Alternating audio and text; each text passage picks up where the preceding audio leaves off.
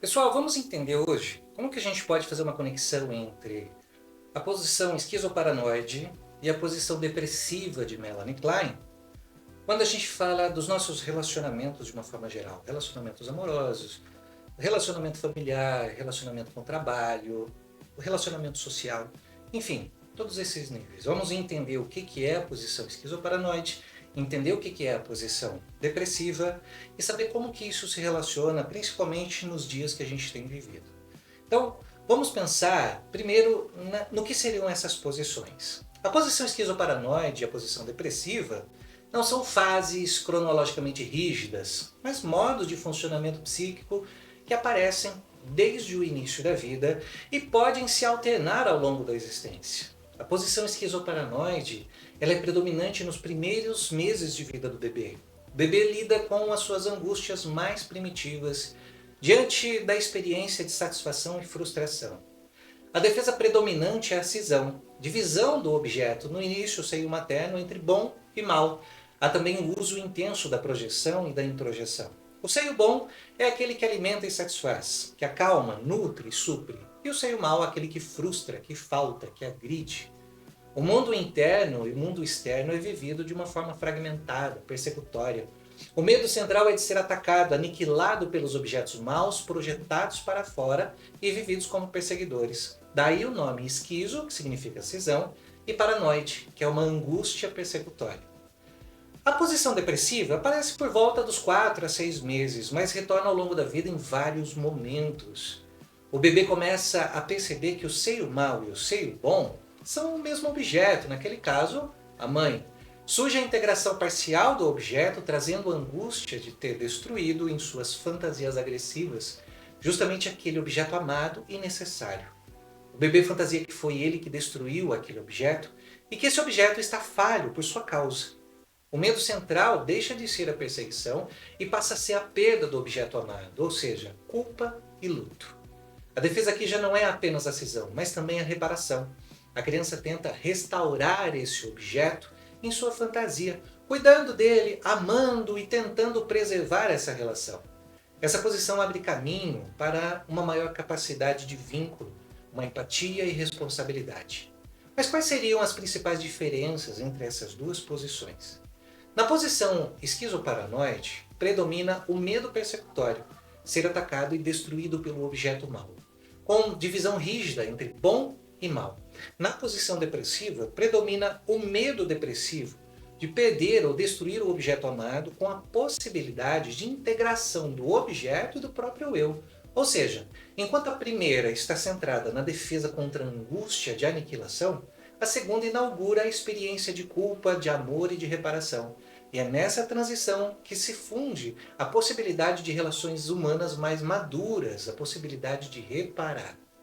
Quando pensamos nas posições esquizoparanoide e depressiva em Melanie Klein, nós precisamos lembrar que elas não são apenas estágios infantis, mas modos de funcionamento psíquico que podem reaparecer em qualquer fase da nossa vida. Isso significa que muitos adultos, em suas relações cotidianas, vão oscilar entre essas posições. E quando a posição esquizoparanoide pode ser considerada favorável ou positiva, especialmente quando a gente fala dessa fase adulta? Muitas vezes a gente acaba pensando que a posição esquizoparanoide é apenas algo ruim, primitivo, problemático. Mas na verdade, ela também cumpre uma função importante, inclusive quando a gente fala da vida adulta.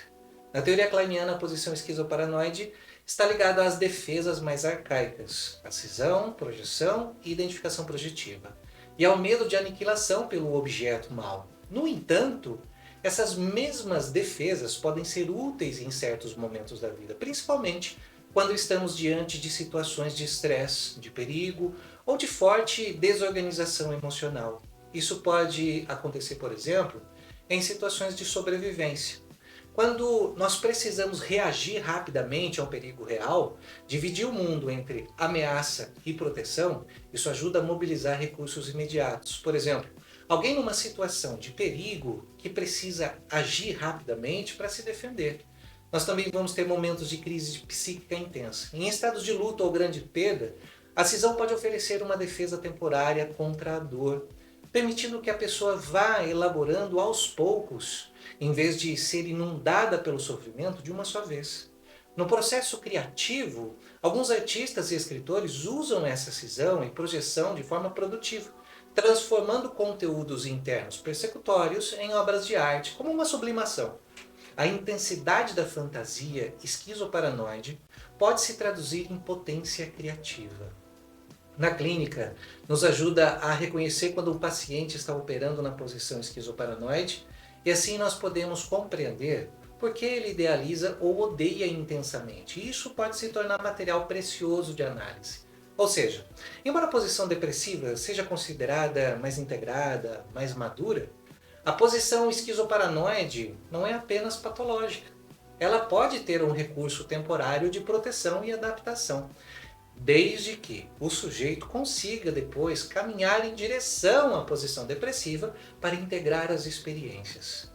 O problema começa a surgir quando a pessoa fica cristalizada nesse funcionamento, sem conseguir fazer o movimento de integração, pois isso a mantém em relações frágeis, persecutórias, fragmentadas. A posição esquizoparanoide na vida adulta pode ser boa quando funciona como uma defesa transitória diante de situações extremas, permitindo preservar o eu até que haja condições psíquicas para elaborar de forma mais integrada na posição depressiva. Pessoas que permanecem fixadas em um funcionamento esquizoparanoide tendem a dividir o mundo em extremos. O outro é visto como totalmente bom ou totalmente mal, como aliado incondicional ou como inimigo absoluto. Nas relações afetivas, isso se manifesta em posturas marcadas por idealização, seguida de desvalorização. Alguém pode ser colocado no lugar de perfeito quando atende às expectativas, mas basta um movimento de frustração para ser considerado terrível, traidor, uma pessoa ruim. Esse movimento gera instabilidade, rupturas e um padrão de vínculos frágeis, pois não há espaço para reconhecer a complexidade do outro, que, como todos nós, mistura qualidades e limitações. Isso nos remete a pensar que também precisamos, por vezes, separar o mundo em bom e ruim para identificar sinais que podem ser nocivos para o nosso ser. Em relacionamentos, por exemplo, é muito fantasioso achar que deve ser nutrido somente de amor, de coisas boas. Isso é uma grande fantasia intensa de que as pessoas são somente boas e não se consegue ver o lado delas, que também é ruim.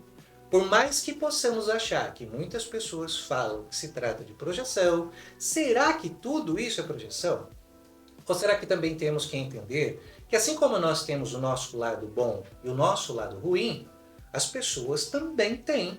E entender isso evita permanecer em relações que podem ser nocivas. Nesse quesito, a posição esquizoparanoide auxilia na compreensão da realidade.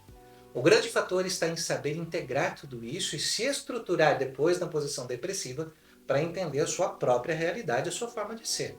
Da mesma forma, se uma pessoa se mantiver de forma excessiva na posição depressiva, isso também pode ser ruim.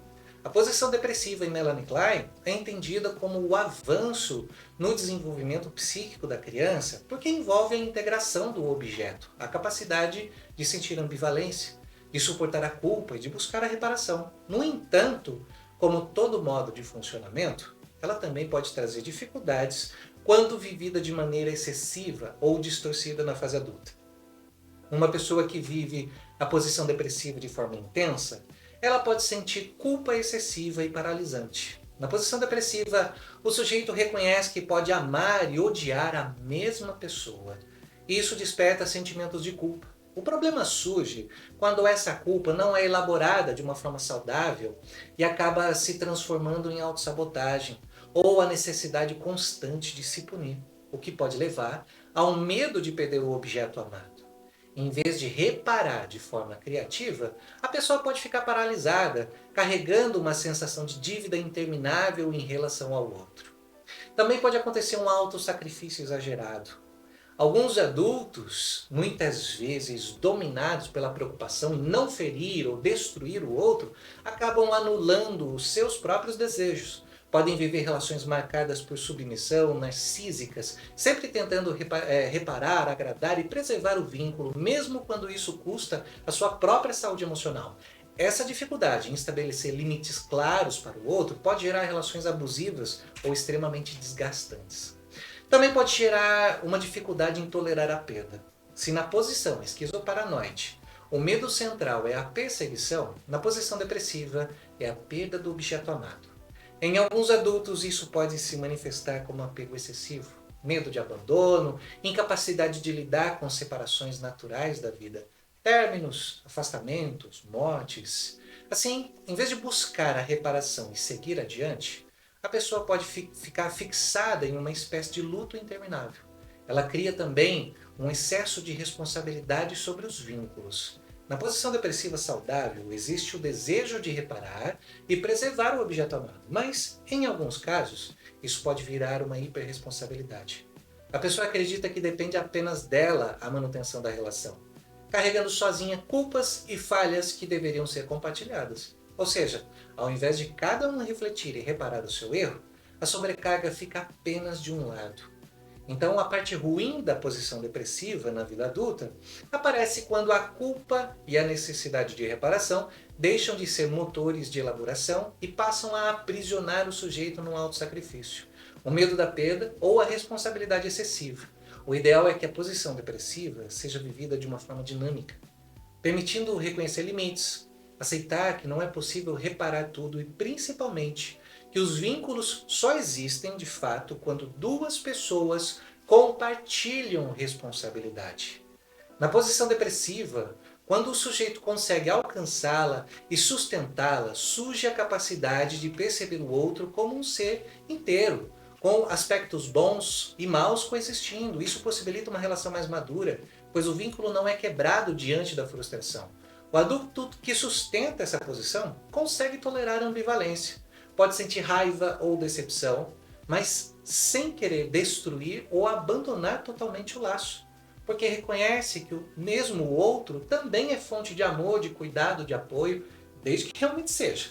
A posição depressiva, portanto, está ligada à capacidade de reparação, de ter empatia e de sentir responsabilidade nas relações.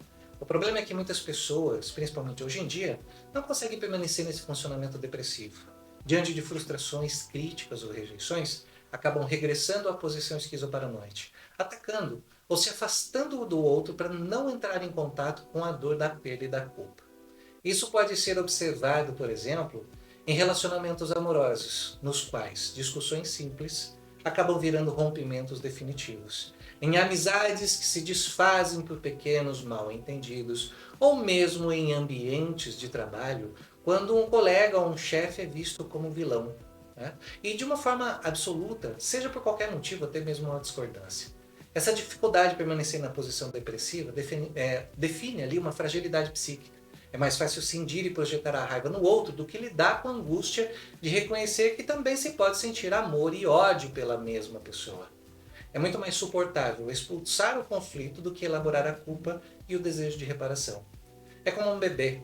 Quando tem um objeto que o incomoda, ele arremessa para longe, porque isso representa frustração e conflito para ele. Assim, nas relações humanas, a maturidade emocional pode ser medida pela capacidade de sustentar a posição depressiva, reconhecer a complexidade do outro, lidar com a frustração sem destruí-lo, suportar a dor da perda sem negar o amor que a acompanha. É nesse lugar que se constrói a possibilidade de vínculos estáveis, responsáveis e verdadeiramente mais humanos. A posição depressiva, quando pensamos em relacionamentos, é talvez um dos conceitos mais ricos que Melanie Klein traz para que a gente possa compreender por que tantas pessoas vivem ciclos de ruptura, de idealizações, de decepções. E para entender esse funcionamento, é importante fazer esse contraste com a posição esquizoparanoide. Na posição esquizoparanoide, o parceiro é visto de forma dividida. Ou é bom ou é mal. O bom é aquele que satisfaz todas as expectativas e o mal é aquele que frustra e decepciona.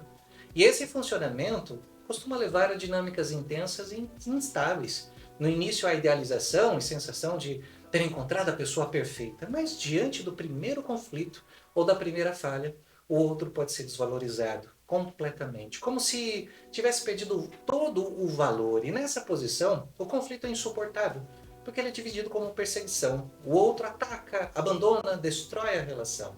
O resultado são relações mais frágeis, repletas de brigas, de rupturas, pois não se consegue sustentar o laço quando há uma frustração. Já na posição depressiva, o sujeito começa a perceber que o parceiro não é apenas bom ou mal, mas é uma pessoa inteira, com limites, com falhas, contradições, mas também com afeto, com presença, com cuidado. E essa integração gera uma mudança fundamental. Ao invés de abandonar o relacionamento diante da primeira falha, que é o que a gente vê muito por aí, a pessoa consegue tolerar a ambivalência, suportar a raiva, sem destruir o vínculo, sentir decepção sem apagar o amor. A relação deixa de ser vivida em extremos e passa a ser espaço de elaboração. Reconhece-se que, assim como o outro pode frustrar, ele também pode reparar e que ambos têm responsabilidade na manutenção do laço. Uma boa relação, dentro dessa perspectiva, não é a relação sem conflitos, mas aquela em que ambos conseguem permanecer suficientemente na posição depressiva. Isso significa aceitar que não existe parceiro perfeito, que haverá falhas, brigas e momentos de distanciamento, mas que isso não invalida todo o afeto construído. É a capacidade de reconhecer no mesmo o outro tanto aquilo que irrita quanto aquilo que acolhe, tanto as falhas quanto as qualidades. Uma relação considerada boa é aquela em que o conflito pode ser olhado de frente, em que existe espaço para reparação e é onde a frustração não gera uma aniquilação do vínculo. Mas para que tudo isso aconteça, não basta esperar que o outro seja melhor. É preciso olhar para si. Quando algo no relacionamento gera dor, frustração ou raiva, a primeira pergunta não deve ser o que o outro fez de errado, mas como eu reajo diante disso? O que isso desperta em mim? Esse movimento de autoanálise é o que permite sair dessa posição esquizoparanoide e se manter numa posição depressiva de forma mais equilibrada, aceitando o conflito como parte inevitável da vida em comum e aprendendo com ele. Uma relação mais madura não nasce da ausência dos problemas, mas da capacidade de lidar com eles sem destruir o que foi construído. Amar de verdade não é encontrar a perfeição no outro, mas suportar as imperfeições sem deixar que elas anulem o vínculo que nos conecta.